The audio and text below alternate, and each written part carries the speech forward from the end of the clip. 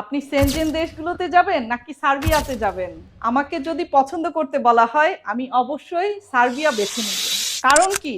প্রথম কারণ হলো ভিসা খরচ। আপনি সার্বিয়াতে সেনজেনের চেয়ে মিনিমাম 4 থেকে 5 লক্ষ টাকা কমে আপনি যেতে পারবেন। দ্বিতীয় বেনিফিট হলো থাকা পাবেন এবং কিছু কিছু কোম্পানির ক্ষেত্রে আপনি খাওয়াটাও পাবেন। তৃতীয় কারণ, সার্বিয়াতে সেনজেন দেশগুলোর চেয়ে খরচ অনেক কম। 400 থেকে 500 ইউরো।